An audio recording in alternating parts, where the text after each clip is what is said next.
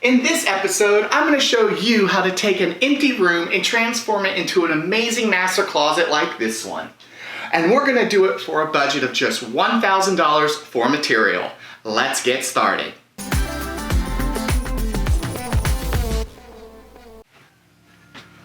Alright, this is my master closet. In its current state, it's pretty lame, to be honest with you, and abysmal. We have hanging over here, and these are all temporary. I have, sadly, my clothes in a pile right here in the corner, and my wife has a little organizer for her clothes over here. What we're gonna do is I'm gonna show you how I'm gonna take everything out of here, rip the carpet up, and build a custom master closet that anyone would be envious to have. And I'm gonna show you step by step on how to do it, and you can do it for a budget of just $1,000. Let's get started.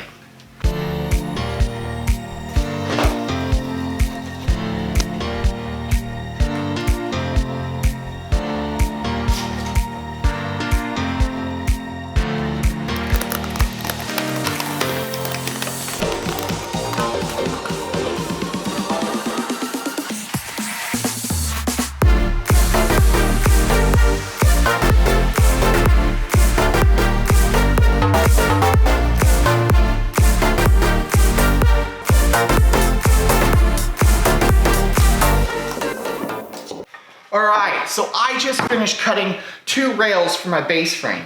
I then pre-cut a whole bunch of these that are going to go in the center and hold everything together. I did this because I want my wardrobe to be sitting on a platform off the ground, and that's just for aesthetic purposes. You could put it to the direct ground, but I prefer this look, and I'm going to start assembling this, and once I'm done, I'm going to take it upstairs and do the installation.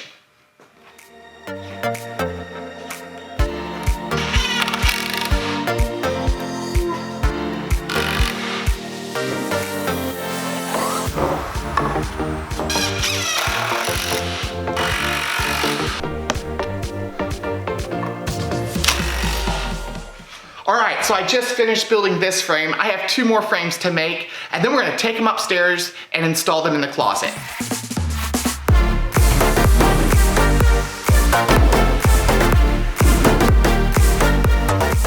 Alright, we just finished installing the base for the closet. The next step that we're going to do is we're going to go to the garage and we're going to build the closet boxes and organizers to make this master closet. If you want to know how to build this closet, be sure to download the plans right here, and if you have any questions, be sure to post them in the comments below. Alright, let's head to the garage and start building those boxes.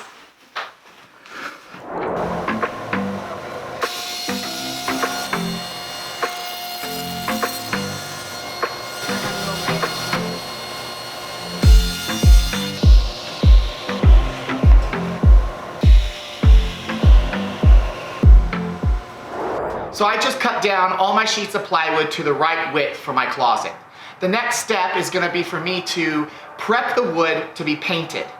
See, I decided with this project that I want to paint everything first rather than later because there's just going to be so much painting with this project. It just would be simpler and faster for me to paint everything while it's flat. So that's what I'm going to do. I'm going to go sand and start painting. All right, let's go to it.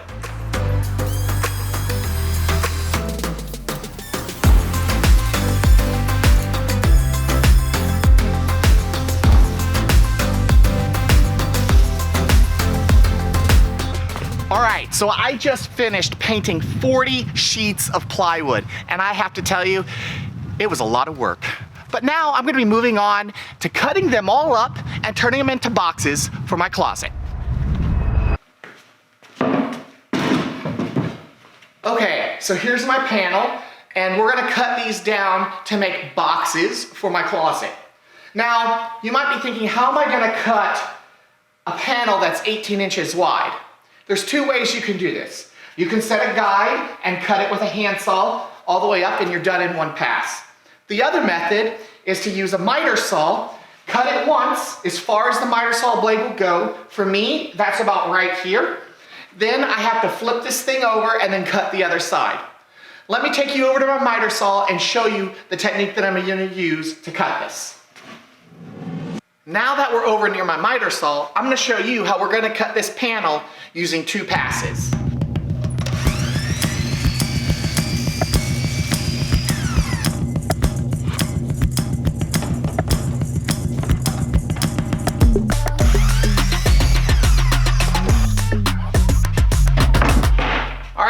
there you have it. It's perfectly cut to the right dimensions that I needed. And if you noticed, when I flipped everything over, I had shifted from putting the weight on one side to the other because I noticed that the longer board was twisting. Over here, it was doing this. So I needed to put the pressure right here to keep everything in alignment. So just make sure you take your time and look at how the weight distribution is.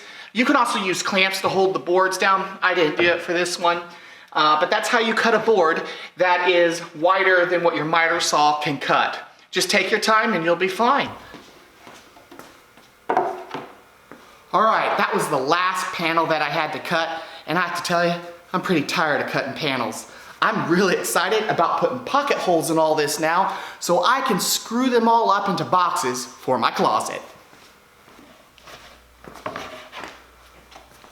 Okay, so it's time to glue all these boards up and screw everything together. But I'm gonna do something a little bit different with this build. And I'm gonna use a brad nailer and some pocket hole screws. My reason for doing this is that these boxes are pretty large and they can shift, and I don't want anything to become out of alignment. So this is just a technique that I'm gonna use for this project, and let me show you how I'm gonna do it.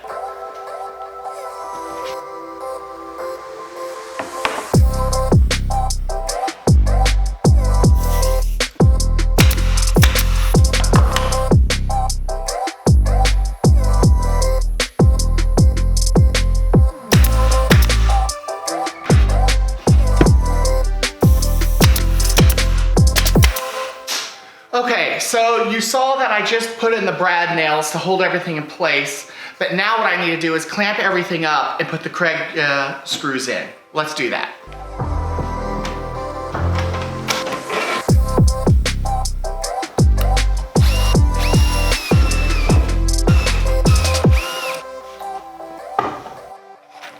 Okay, now that we've put the pocket hole screws in, now it's time to take off the clamps, put this box to the side, and make another box.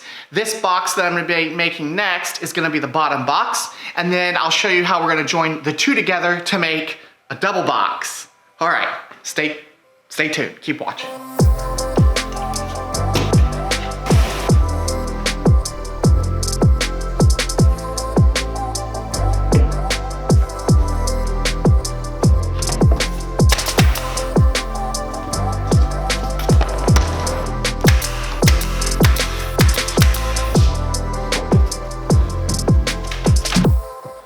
All right, we're done making our first wardrobe. This is a short hanging wardrobe. It's made out of two boxes, a bottom box and a top box. It's held together in the middle by brad nails and glue, and the back panel helps keep everything square. We're gonna use the same technique for the rest of the wardrobes that we're making for the closet. Once we're done making them, we're gonna move on to installing everything upstairs in the closet.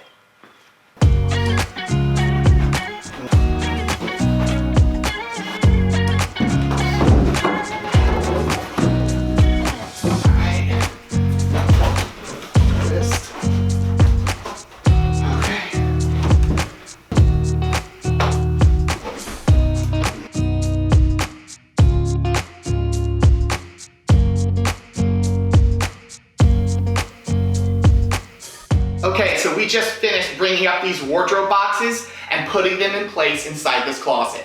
The next step is we're going to secure them to the base, each other, and the wall. Then we're going to move on to putting in the face frame. Let's go get started. Okay, so let's talk about how I'm going to hook up all the electrical and lighting for this. This is my Touch Series controller. Here's the controller and the wireless remote. I purchased it from a company called FlexFire LEDs. I researched this a whole lot. I did a lot of review reading on Amazon, and I found that their stuff is just honestly garbage, and they don't quality check their LEDs, and this company that I bought it from guarantees theirs to work, and some of things have a 15-year warranty. The thing that's really important to note is that your 60 Kelvin, this is labeled, goes to C. Your 30 Kelvins goes to W, and then your power supply goes to V+. I had to use my wire right here and connect a power coupling, I guess, to the controller, which then this just plugs into. The next step is in between each of my cabinets, I'm using a jumper cable that they're solderless connectors that I bought, and I'm going to use that to hook everything up. If you have any questions about this stuff, please post them in the comments below and I'll be more than happy to answer them.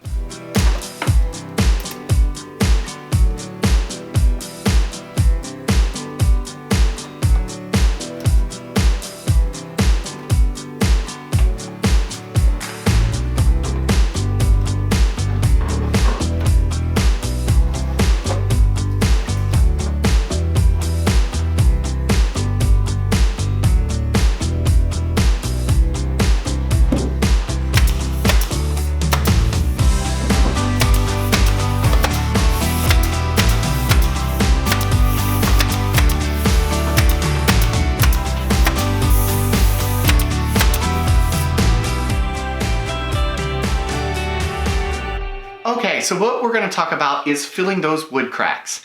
What you want to do is you want to fill the wood cracks before you paint, get everything sanded, and then paint everything, and then you want to go back a second time and fill any additional wood cracks or areas that need additional wood putty. This will help you give that clean look to your craftsmanship.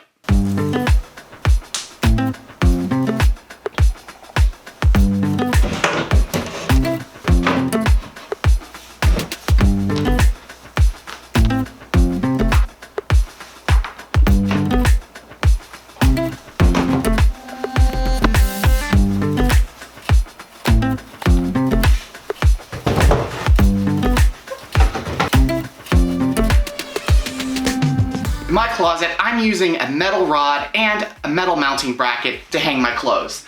I'm going about 1.5 inches from the top of the shelf to the rod. That'll give me enough space to hang my clothes and pull them in and out as needed.